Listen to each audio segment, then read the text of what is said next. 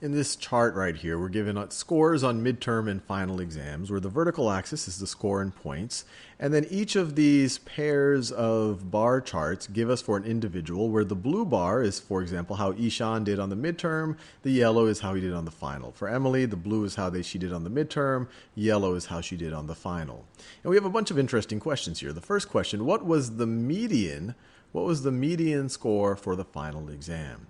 So just as a review, median literally means what was the middle score. So really we should list all the scores for the final exam and sort them in order and then figure out what the middle score actually was. So let's look at all the scores on final exam. So scores on the final exam. So you have 100 here. Ishan got 100 on the final exam. Remember, this yellow bar is the final exam. So there's 100. Emily also got 100 on the final exam. Looks like it was an easy final exam. Daniel also got 100 on the final exam. And then let's see, Jessica looks like she got a 75, and then William got an 80. So if we were to sort these in order, and let's say we did it in increasing order, you could write, well, the lowest score was a 75, then you have an 80, and then you have 300s, 100, another 100, and another 100. So there's 5 scores right over here, so you will have a middle. If you had an even number, then you would take the mean of the two center values. But here you have one center value, and when you order it like this, it's pretty clear that your center value, your middle value, is 100. So the median score for the final exam is 100, and that's because you had so many hundreds here that the middle score was still 100. What is the mid-range? The mid-range of the midterm scores. I'll do it in blue in honor of the color of the bars for the midterm.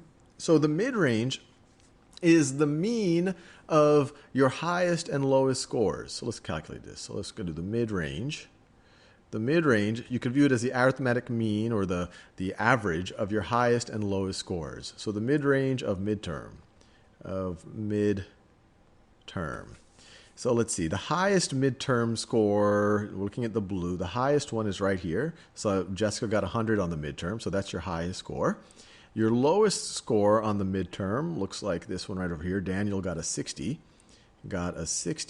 And so the mid-range is going to be the mean, the arithmetic mean of these two numbers. So you add 100 plus 60, divide by 2, you get 160 over 2, or 80. So this right over here is going to be 80. What was the average student score for the final exam?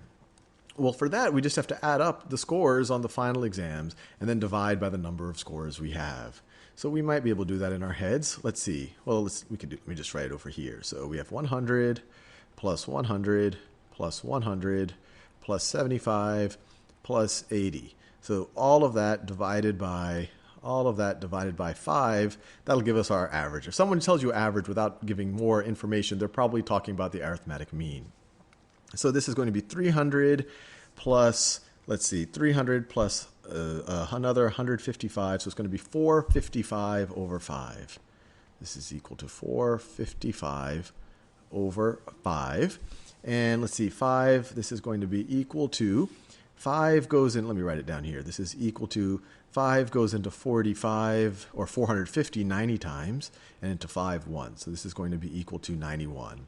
So the average score for the final exam is a 91.